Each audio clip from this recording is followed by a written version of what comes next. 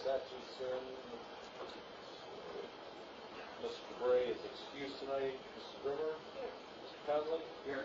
Mr. Hall. Here. Ms. Hopkins. Give a partial. Mr. Laws is also excused. Mrs. Grace. Is here.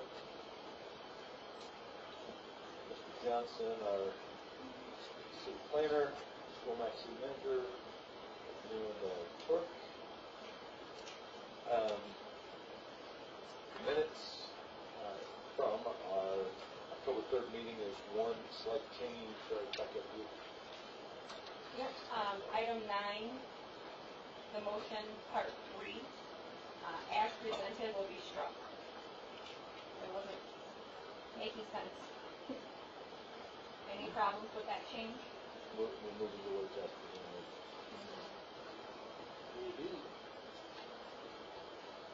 And or as presented.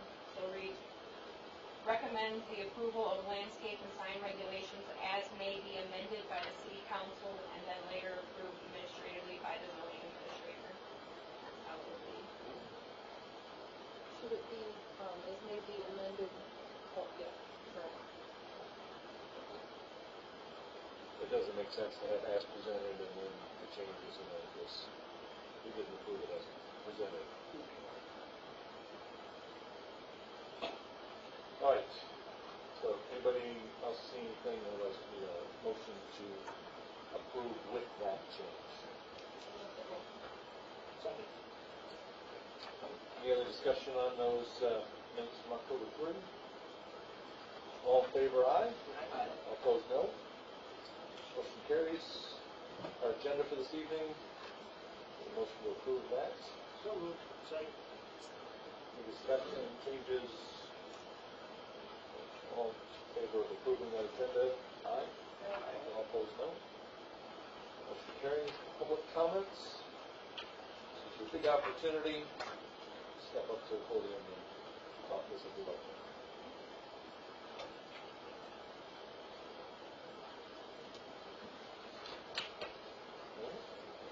Seeing none. Any reporting that anybody has for conflicts of interest or ex parte communication regarding the items on our agenda this evening? Right. Seeing none. We have no public scheduled hearings for today, so we'll move to new business and back to our favorite topic, the sign ordinance. There's a couple of different things in your packet, but Mr. Johnson prepared a summary for us. It's on page 22 in your packet. So Mr. Johnson, if you just kind of walk us through some of those items in there, that'd be helpful.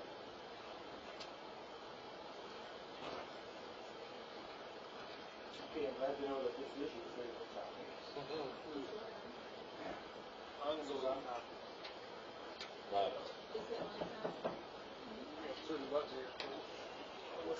Just to toggle by your thumb. Okay. I think you can hear me anyhow, but all right. What I provided you with in your packet is a summary of the major amendments to the entire sign ordinance. You recall we are just listed as work item number 1 in our work program that we came to an agreement on earlier this year, and we put together a packet for that. The reason we're updating the sign ordinance is the U.S. Supreme Court basically said that your sign ordinance and virtually every other one in the country is unconstitutional because it regulates the content of a sign. And so we tried to go through here and bring it into conformance with what the Supreme Court told us to do, at the same time make some other amendments that we feel would be necessary so it's more user-friendly and addresses the sign needs of the city. So what I'd like to do is walk you through the summary of the major amendments, which I think you have on your computer screen in front of you. As we go through here, please stop me if you have questions. After that, we'll open up for questions and then turn it over to the city manager as well, who's provided you with some edits for that. And what we would like to do at the end of this discussion is, if you're comfortable, to set a public hearing on the sign ordinance for your December meeting, and then you can take whatever action is necessary to pass it on to the city council for their final review. Any questions, comments at this point? Okay, so in the summary, item number 1, what we've done is those sign definitions that identify the speaker and then the sign message, we took those out. Examples of that would be real estate signs, construction signs, non-commercial signs, entranceway signs. Those have been removed from the ordinance because those are all content-based. A real estate sign advertises only real estate, so therefore we can't call it that anymore.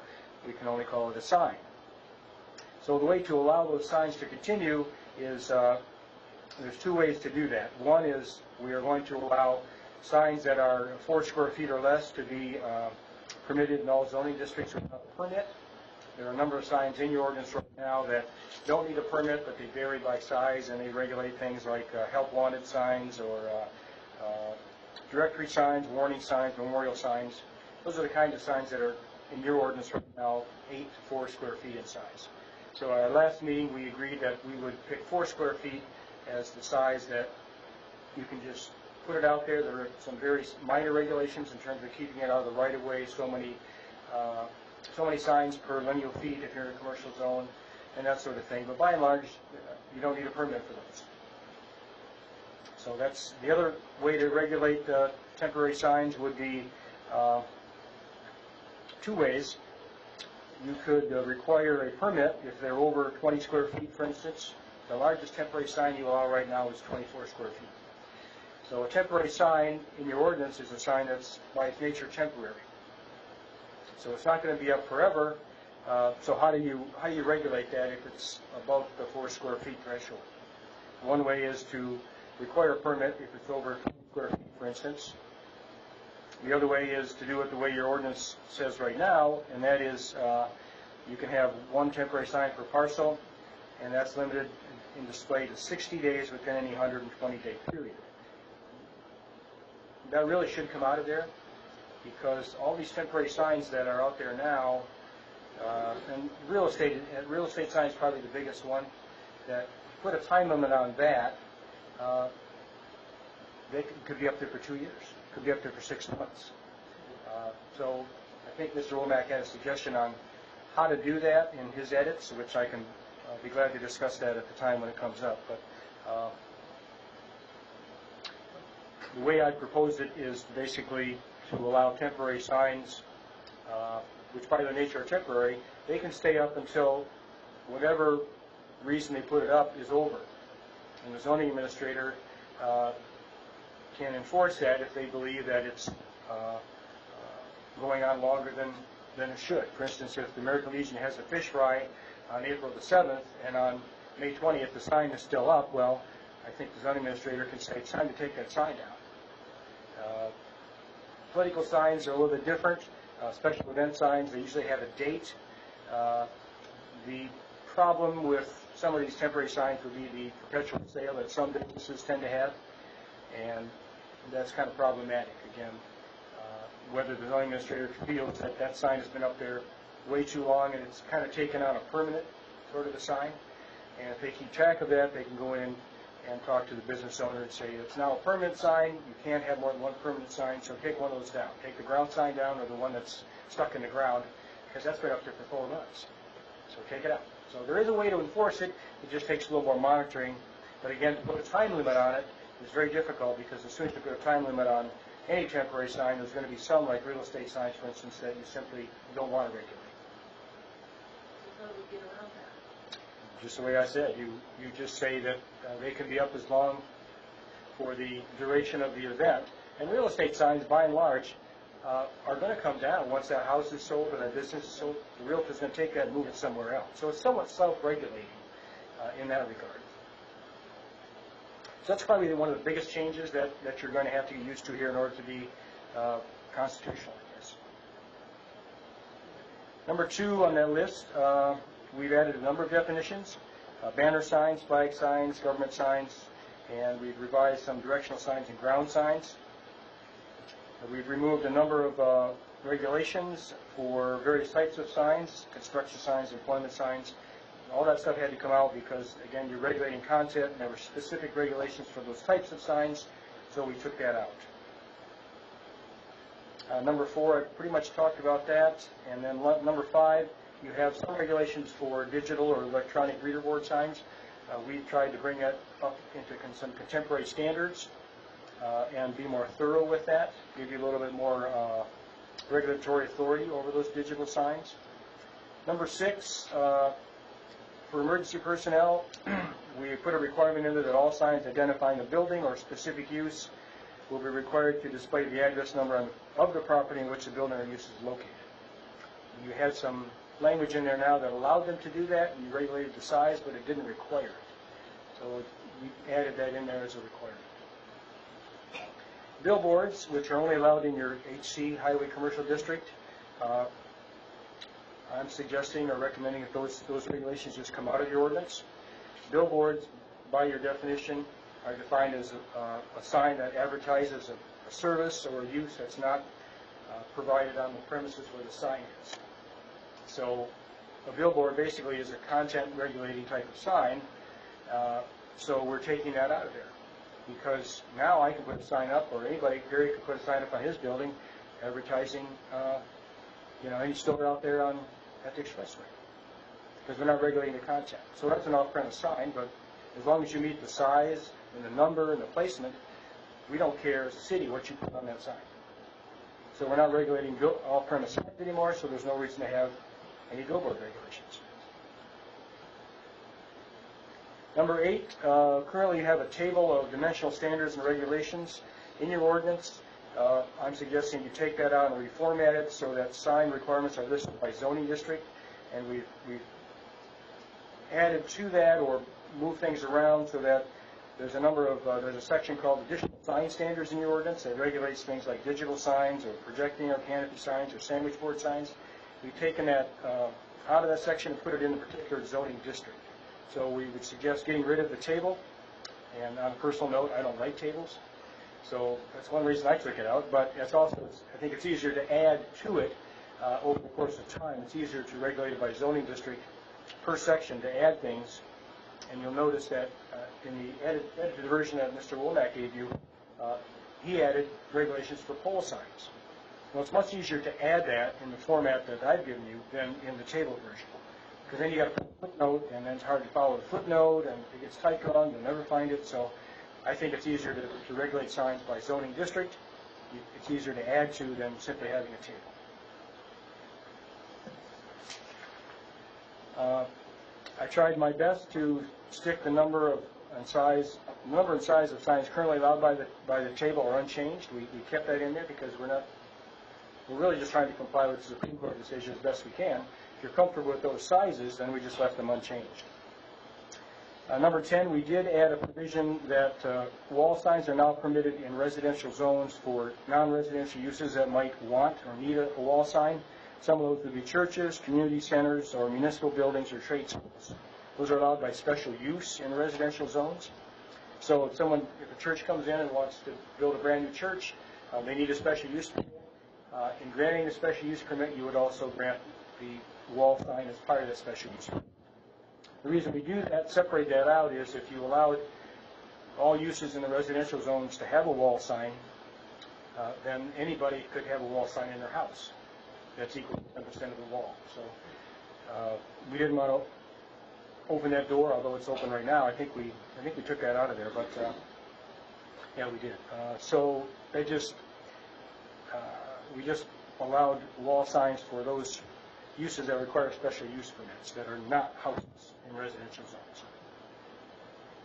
And then 11 is the temporary sign requirement, which the language that I pointed out to you already, that the temporary sign may be installed concurrent with the event and removed upon the end of the event. And the zoning administrator has the discretion to determine that. So it's a little more, requires a little more monitoring, but by and large, it also is a little more user-friendly. So that's the summary. I guess at this point I would ask if you have any questions or clarification that I can make. Where would our menu board signs fall in this, like in Burger King, McDonald's, Arby's, Wendy's, drive-through? Yeah, we did add that. We did add that. But I know we had an issue with Culver's, and if you look under exemptions to permitting, which is on page 6 of the paper copy, section 40-543. Item number 6. We don't call it a menu board sign because that's content-based. So we had to come up with some language that basically says signs erected for ordering or viewing drive-through window services or products when it's adjacent to a drive-through window vehicle driving lane. So you couldn't put the menu board out by the road because it's not, and you'd be subject to the permanent sign regulations. Correct. So those signs are not subject to permit. And really, for the most part, they're not visible. They don't really, do anything to the street aesthetics when you're driving up and down. The only one that would catch your eye would be the one out on the pole sign that so many burgers for X amount of dollars. And that's content, so you can't. Yeah, is that just an advertisement rather than a menu board? Yeah. Yeah, which is different. We all know what a menu board is. And if they're not in the drive-through lane, they really don't have a purpose on earth. They don't need to be anywhere else but in the drive-through lane. So our digital gas price signs too would fall in that kind of that category. well, those again are going to be out by the street to lure customers in. And that's a digital sign. That would be subject to the ground or pole sign regulations and the digital sign regulations. Yeah, so we tried to plug those kind of holes that we knew about. We were dealing with that off and on, and it's like, the mini board signs weren't even addressed. Yeah, right. And most ordinances don't address it. To be quite honest, they don't. And it's like, okay, we got a bunch of them out there, how would they get there? Yeah. Just put them up. Yeah. Or can you get one? Yeah. Do we require all buildings on Main Street and throughout to have the numbers on the display? Not right now, no. Can we do that? It's Well- difficult to find a business, Yeah. Unless there's a number on I it. think under the International Property Maintenance Code, it requires all residences maybe to have, I think, a 3 or 4 inch letter showing the address. I can look into it. I was just curious because, there was some building you said was at 90 North Main or whatever. I couldn't find it. That's my building. Is that your thing? Well, I just picked a number. I'm not sure like a couple to talk it about, but do you have a number in your building? Yeah. There's a number that was on it when I got there, but it was painted over by the green, so I took black Sharpie and wrote where it made the road. Otherwise, it was just an imprint with paint over top of it. I think it was the new spirit store. Like it, So that's kind of great building there by City Testament.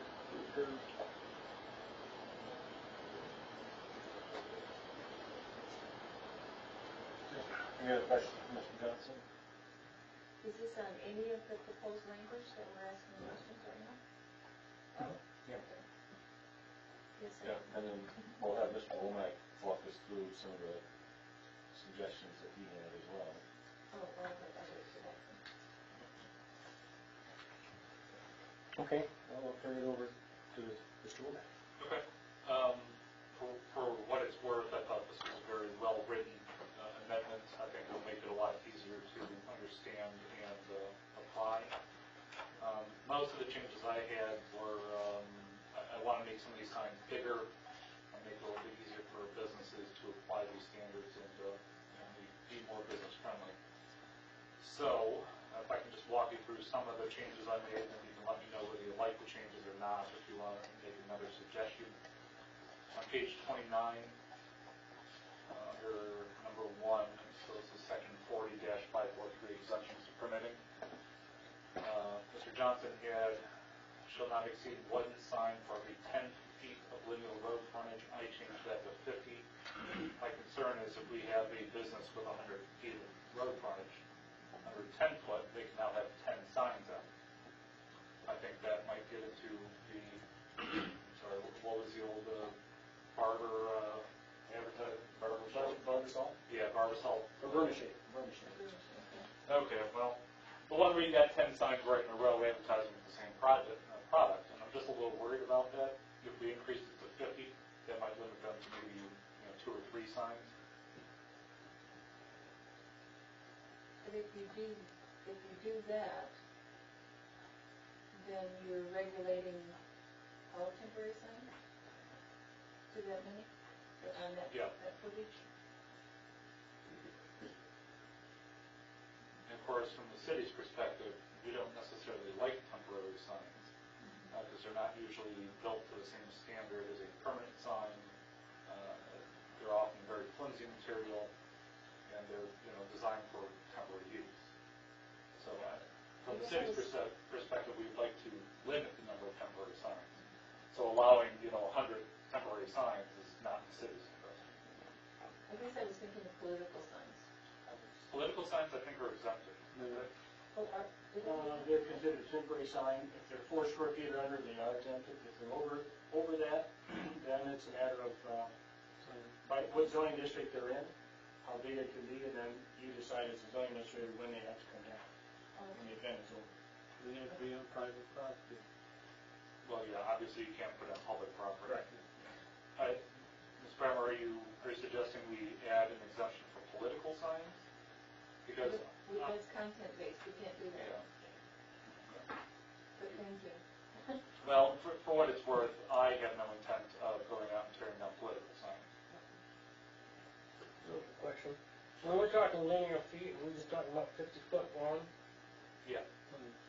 So the frontage that your building or house has on a road would be your lineal So frontage. how does that work when you got businesses and buildings that are next to one another, where there's 2 business fronts within a 50-foot section, and there's only one of them get that sign out Are there? you asking for someone in particular? No, I'm just saying, because there's a lot of our business fronts that are only 25, 30 foot wide, so then the next business, they get screwed out if they move in afterwards.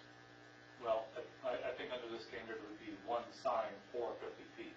So if you have less than 50 feet, you still get the 1 sign. You don't get 2 signs until you have more than 50 feet. It's per parcel. That's how it should be, per parcel rather than per business.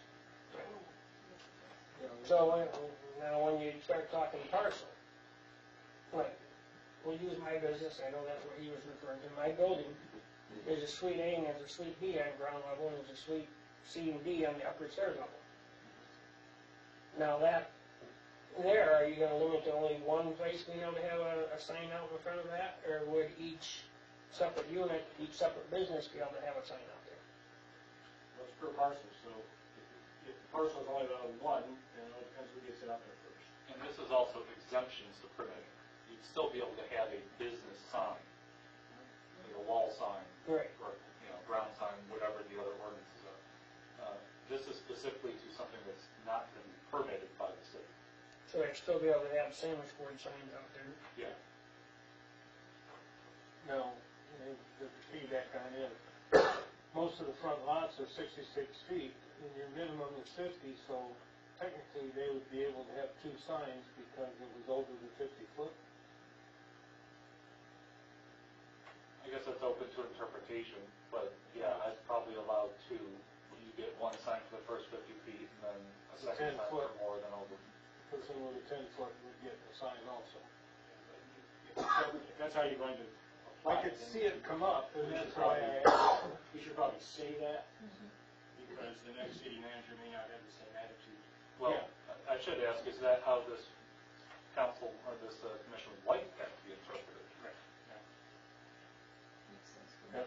I just want it to be worded so it's not gonna screw somebody because they moved into a business like the old Flonic buildings, the same way. Same parcel, same owners, 2 separate businesses in there side by side. And you have that in one place.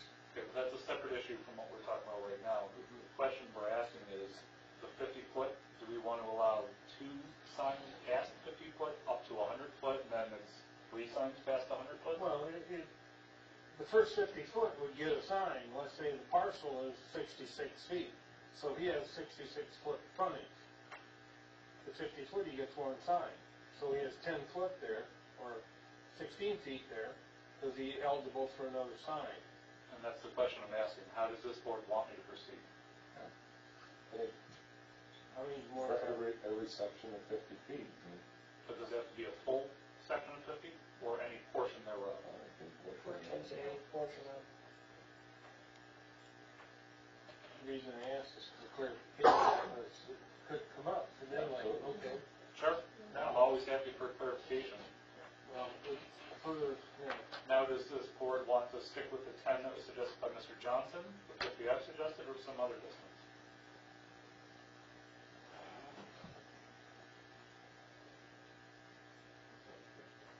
You could make it 66, so there's only one sign on a normal lot.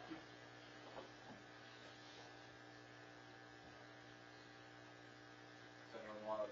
But this isn't, Fifty. and this isn't, this is under the section, under the exemptions. Correct. The 4 square foot, and it's every zoning district, not just businesses. Right.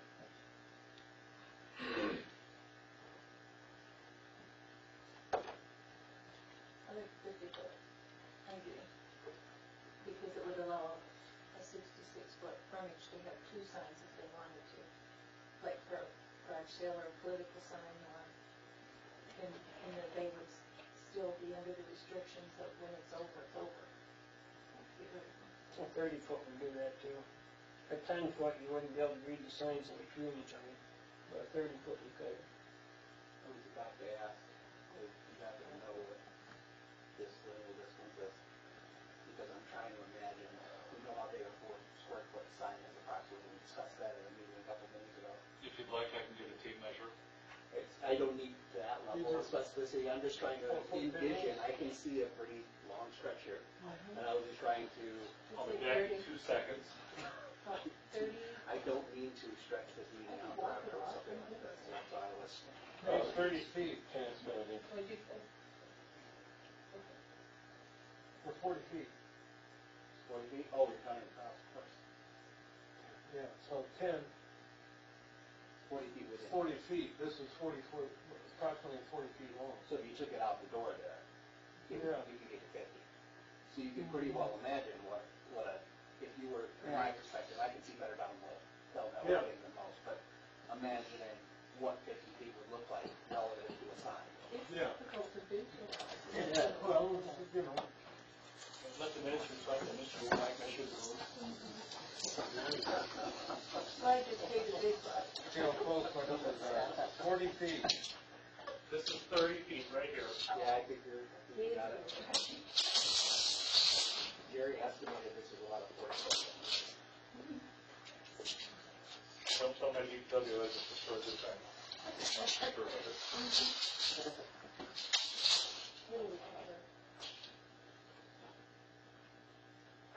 This is 45. Wow. So about So this wall it's 50. is 50 feet. So you could have one, under 50, you could have one sign in each space. Yeah.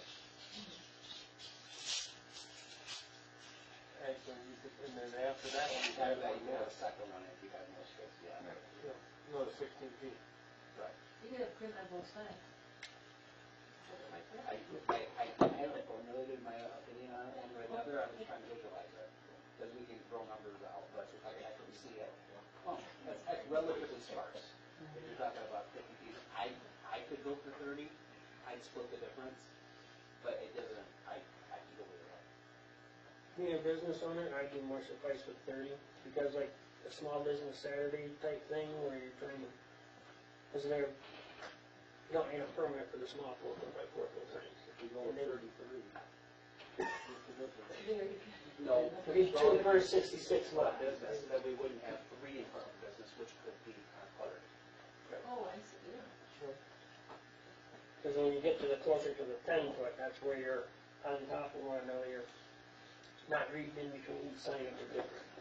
Somebody like to correct me to make it 33 or 50, or, because it, I mean, eventually this is going to go to council, and this is just a recommendation from you guys. I'd be good with the 33. I would too. Okay. I will change it to 33.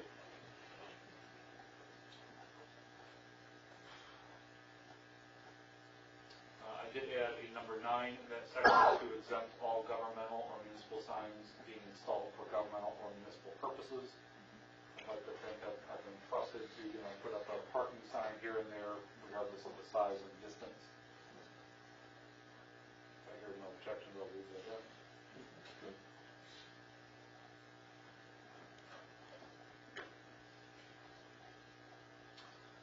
On page 31, if a bottom of the digital sign, section C, Mr. Johnson has put in 6,500 nits as maximum illumination during daylight hours.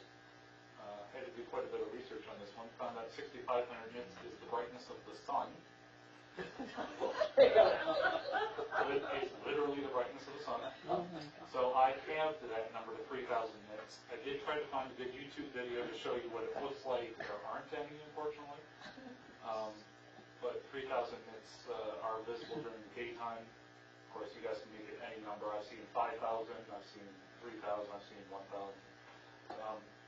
But I think 6,500, I wrote this some years ago, the research at the time was 6,500 was kind of the best industry standard I came across. And again, the brightness during the day is competing with the sun, and so it does need to be somewhat bright. I should say that looking at it doesn't equal looking at the sun.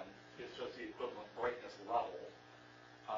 So, of course, you guys can go with anything you want.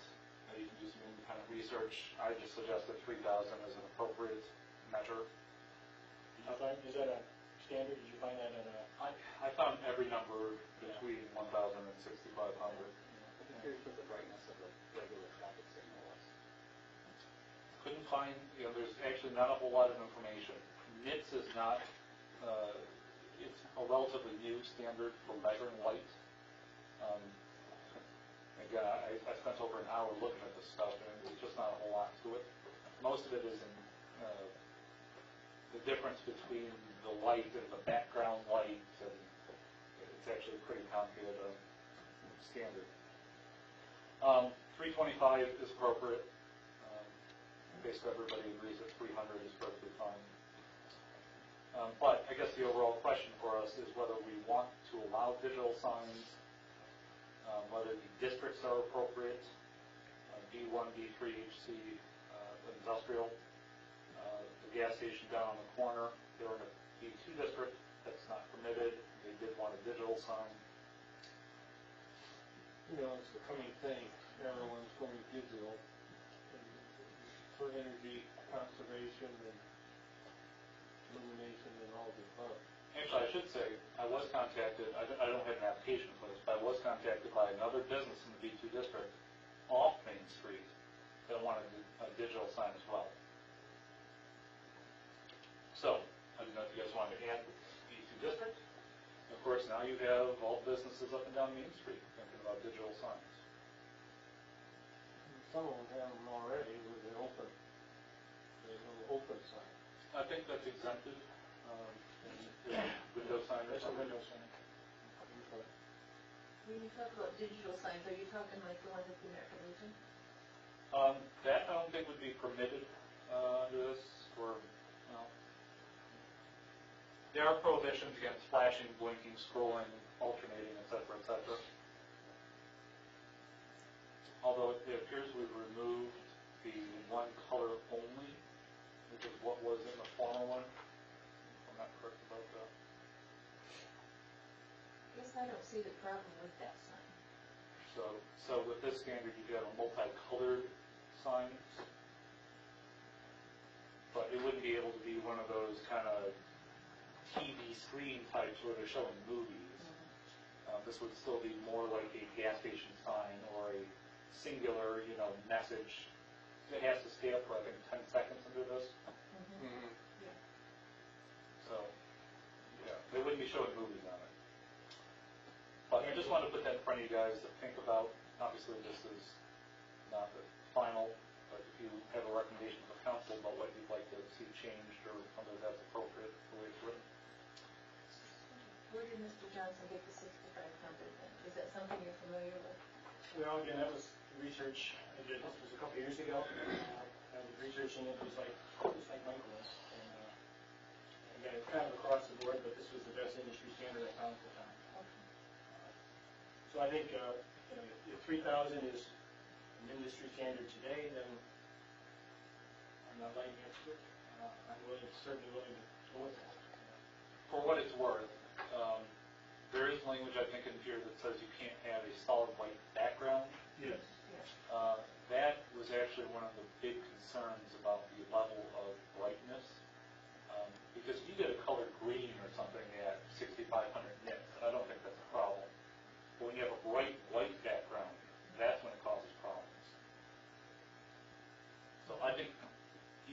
numbers would probably be fine, but I suggested lower just because I think the city council is a little bit anti-digital sign to begin with, and to make it a little bit more palatable, I thought maybe lowering the brightness would be appropriate.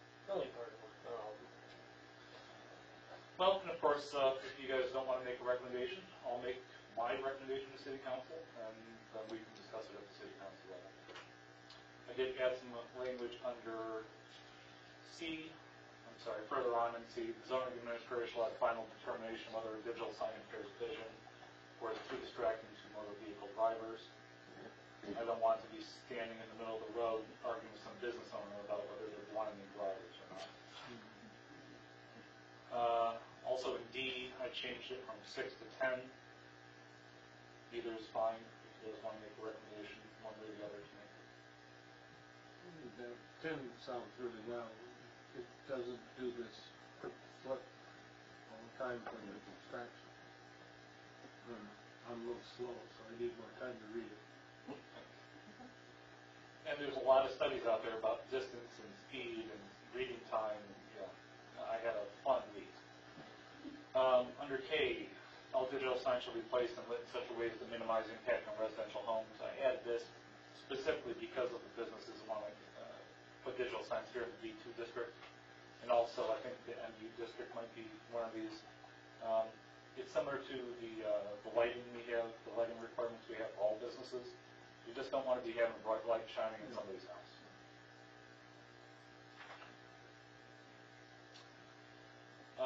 So in the next section, the temporary sign shall not be displayed for longer than 7 consecutive days, no more than 10 days within a 30-day without a deferment. Like Mr. Johnson was saying, there's 2 ways you go about it. One way is being particularly better than the other. This gives me more control, but of course it also causes me more headaches of trying to limit people. The hope is that people will keep the signs up for as long as necessary and will take them down. So, I need to weigh in on that, because it kind of goes to the whole thing about how do you regulate temporary signs, particularly real estate signs and other ones that need to get longer. So with your language, if I have a real estate property for sale, and it takes longer than 7 days to sell, which it will, I've got to commit to a permit. If I'm a school, and I want to put up a sign for the play, and I know it's going to be up for 2 weeks, I've got to commit to a permit. Yeah, that's right. And I've thought about that, which is why I would say it's perfectly fair to do it how Mr. Johnson suggested as well. This is just language I came up with. I'm okay with either way. I'd like to hear some input from the commission now. I don't like it. I think it would be rough on the real estate and insurance agents. Are you guys more comfortable with the language that Mr. Johnson provided? And I will revert that language to what Mr. Johnson did. Although it'd be nice for the yard sale people, but. You got to keep in mind that on my day-to-day, what I do here, I can see how this would be abused. That's my concern. Right. Giving hard numbers makes it easier on me in that regard. But we can always change if we have to. Mr. Johnson did put a lot of 50s in there, so I changed those back to 40. In my defense, I was working with another ordinance, and their code was 50. That's right. You see how highlighted red, that's language I wanted to take away, and I replaced it on any public property without permission, et cetera, mostly because in A, any public road right away was already used, I think. Yeah. So, I don't want people putting up signs on public property without permission.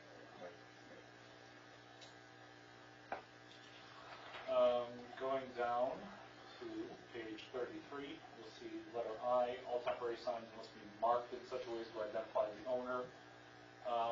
That helps me out if we have signs that don't say, call Perry's place, or my garage sale phone number. We've had a number of signs where the code enforcement officer has found them on public property. We've taken them, we put them back here behind City Hall. We don't know who to contact to come pick up the sign. So, or if somebody was to come and steal a sandwich board sign, throw it in the creek, and now we don't know whose sandwich board sign it was, It makes it just easier to return the signs if they're broken, stolen, etc. I've always thought that was a good idea. And of course, what you could do is, instead of, putting contact information on the face of the sign, just put a little sticker on the inside.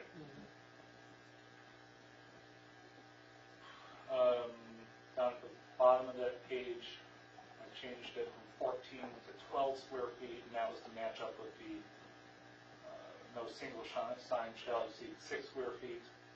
Not sure where 14 came from.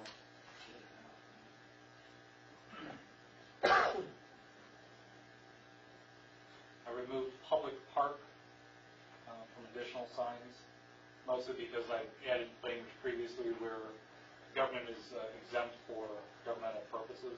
I was thinking public park should be a governmental purpose. Next page, shall not exceed 24 square feet. I changed that to 50, just trying to be more business friendly. How does this board feel about essentially doubling the size of that permitted sign, the temporary sign?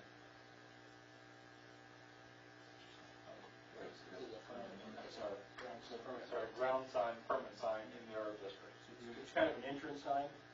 We don't call them entrance signs, we just call them additional signs, because we say who they're for, so what Mr. Lomax was saying, that would be increased from 24 to 50 square feet. And I will tell you, I do have one application currently for a building in the R3 district that wants 70 square feet.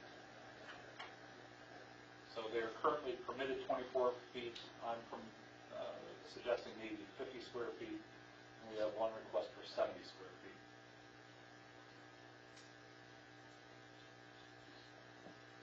Any thoughts?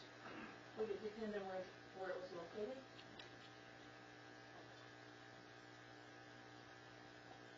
It says here, one permanent ground sign may be provided at each vehicular entrance to a residential subdivision, condo development, multifamily development, manufactured housing community, assisted living and senior housing, which would cover the place in question. So, we could make it any size you guys like, but I think 50 would be adequate. would you like me to get out the? No, I'm sitting here trying to imagine the use of a 70 square foot sign at ground level. Well, the sign itself that is being requested is 8 foot by 4.5 foot. So that's 32, 35-ish square feet. But then there's a concrete base, which is another almost 2 feet tall and 11 feet wide. So now you're when you add the base in. So when we're considering this, we're considering the entirety of the structure of the sign. I don't think you should have a basement. I didn't think you didn't have to, Well, the sign itself. The height of the base is important because there's been a number of times where they'll add a 20-foot base and then put the sign on top of it to get around certain ordinances.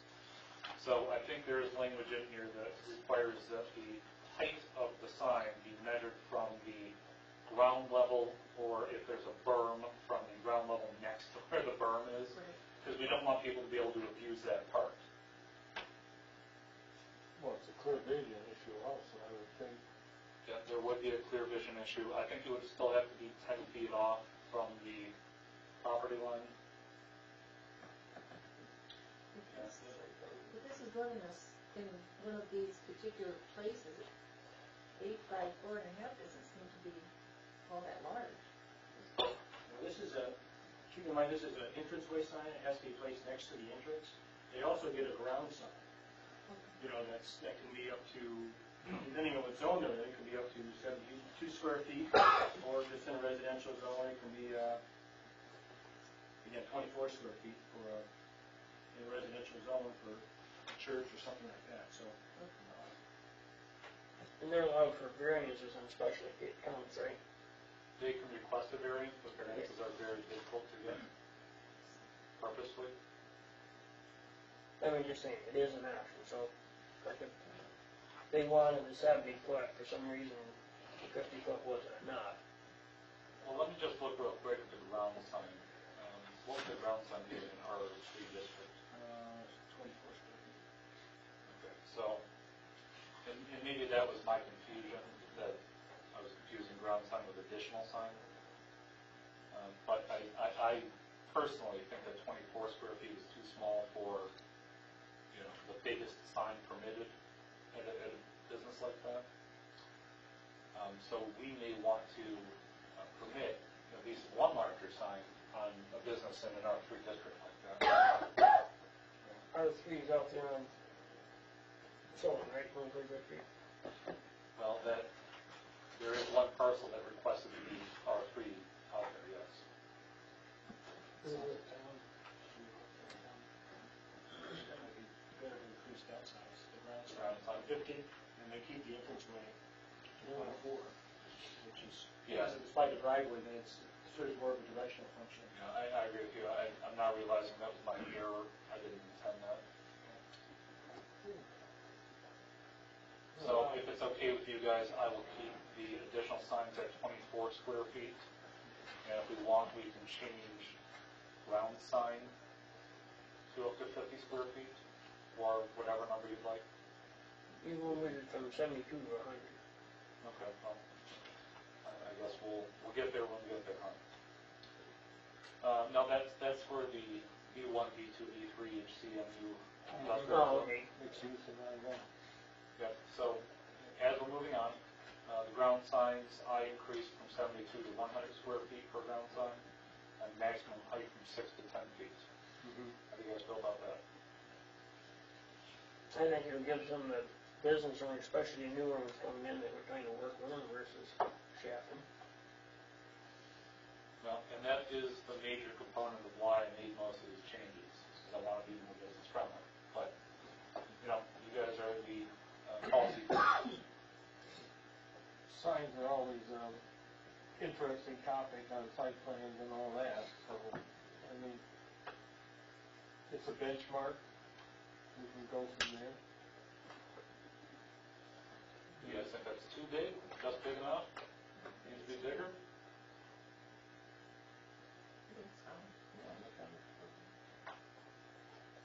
How about the height, 10 feet?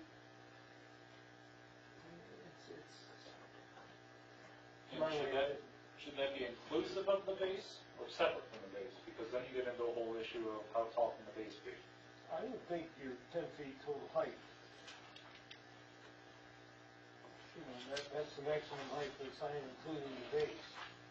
You know, where do you start measuring the actual sign then if you don't include the base?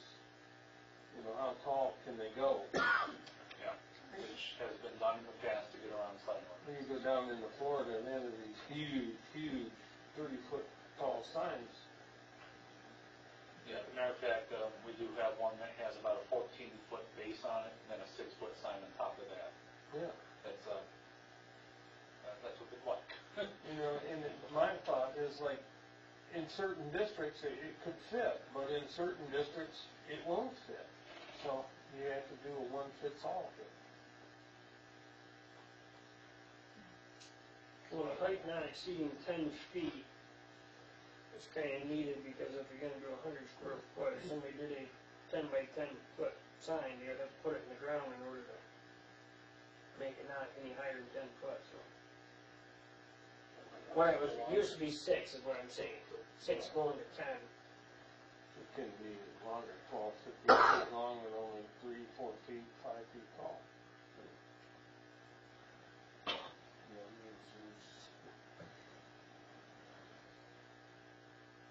I'm just saying, I'm in favor of 10 foot raise versus being left at 6. Okay, well, let's go with this.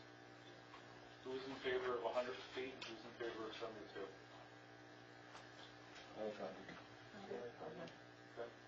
Who's in favor of 10 feet, who's in favor of 6 feet? I'm good with 10. 10.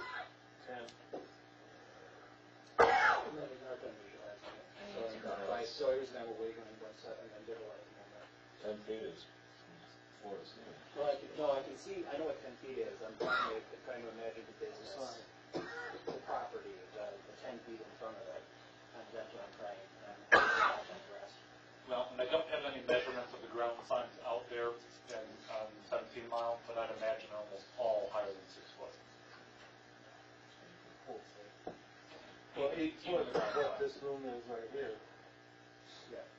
I know how tall 10 feet is, that's not really sure, I was just trying to imagine it out in a much larger space than we're at the moment. And how does it actually look in that, and I'm, You know how it looks when you're in the car. yeah, exactly. Yeah. But if you're sticking your head out to look, And that's what I'm trying to do, and honestly, my mind is going to go in there, so I'm in there one, and I will go with the wisdom of the rest of the group, but don't want to, I can't do that. Well, half the width of this room would be 10 foot. And 2 foot tall chairs. If you look at that wall. I'm in my mind, I'm trying to think of the smallest possible lot. Yeah. That would be in the D1, D3, HDMU, or I1. And then trying to imagine 100 square foot sign in front of the smallest possible lot we could have. 6 foot. Well, here's something I could do, if you guys want to defer, I could go and have some of those signs out there measured, and pass that information along to the city council for them to make a decision.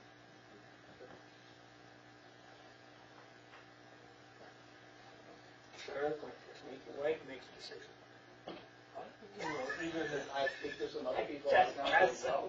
yeah, 8 foot is even, to me, you know, the height, the sign not exceed 8 foot tall, that's a pretty good sized sign. Height, It's difficult to visualize Sure. yeah, those things. that's true. So, if you guys are okay with that, I'll measure some signs, I'll provide some numbers, and we'll go from there. What's the whim of the planning commission, let everybody talk about this, if they don't need any money? I'm with you, sorry.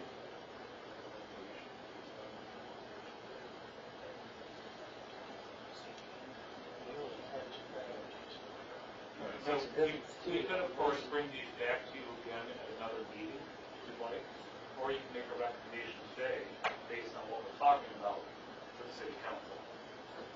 So we still have to have a public hearing on it?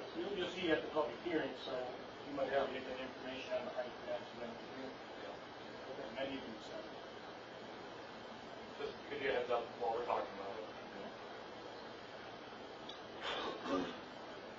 Okay, so under wall signs, I changed the sign or sign shall only to a sign maybe. I guess I'm not a fan of multiple signs on a wall. I'm trying to limit that to one. I also removed or private, so that it only applies to public streets. Sure. The one above A says one or more wall signs, maybe not. We changed that just earlier this year to say one or more. Does it? Guess I'm sorry. It was part of the whole wall sign regulations that we changed. Okay. I guess I just didn't remember that.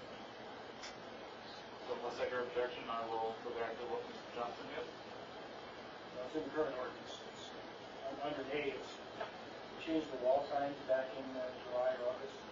We did allow one or more wall signs, as long as they didn't exceed the size, that they had one or more. So we wrote that into law, the council passed it. You can change it now if you want, I'm just saying it's part of the current ordinance. Okay. Then a big change is letter C. A sign may be placed on those walls which are perpendicular or approximately at an angle of 90 degrees to a public street. Such wall must be within 200 foot of the center of the adjoining public road and must have clear distance of 25 foot or more between the wall and any other structure. This is a request I've had from a lot of businesses where under current ordinance, you're only allowed to have one wall sign facing a public street. They want to be able to have signs on the sides of buildings that you see as you're driving past. This is all over the HC district, so we would essentially legalize those signs, and there are a few locations in downtown core that would then be allowed to have wall signs, and a couple on the north end of town, the D3 district. So I guess I'd like direction from the commission about how to feel about that. I think it's fair, because I didn't give, like, there by the Chase Bank, the lot where the, what do you call it, the phone, I guess they could have a sign on that. I'm not saying they need a sign for selling phones, but I'm like, if wherever business is in there, one, I want to give them that ability. The same with like on Hensley's wall, alley there between my building and the next one, but it doesn't reflect me because rather than reflect my property, like I'm just saying. Well, it would permit another sign on the north end of the building. If there is one. Well, there should be already one there, but not facing the street. No, yeah, you're right. You're right. Alleyways would benefit from that. My hiccup there is landmark. Well, anyways, it's something that's been asked more from the businesses, unless I'm hearing objections, which I don't think I am. Mr. Johnson, do you have any thoughts on that? Well, I trying to understand how you do that. So, your wall on which you're going to face the sign must be at 90 degrees to the street, right?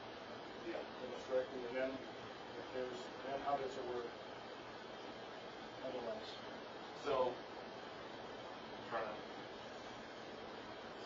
say you've got a street here. This wall now is eligible, this wall is now eligible, but there has to be 25 foot between this wall and any structure over here. There's got to be 25 feet between this wall and any structure over there.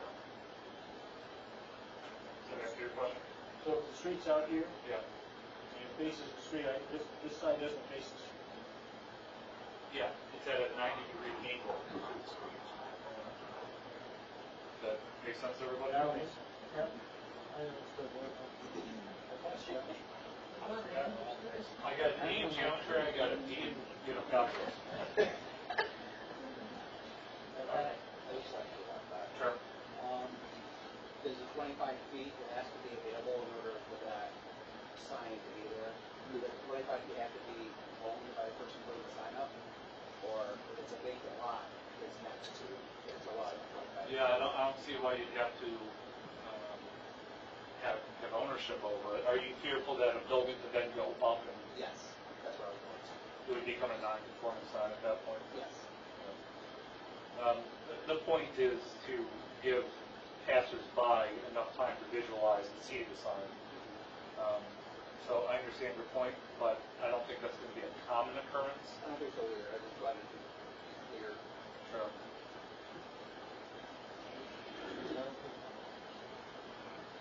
I can't remember why I changed one. I left it out. I think when I was doing a tasting from the current ordinance, I went back and looked at it, thought, yeah, I just left that out. So I'm glad you caught that. But there was another one that I think I left out was 200, yeah. 200 to 400. 201 to 400, that needs to be added. We're having a private conversation.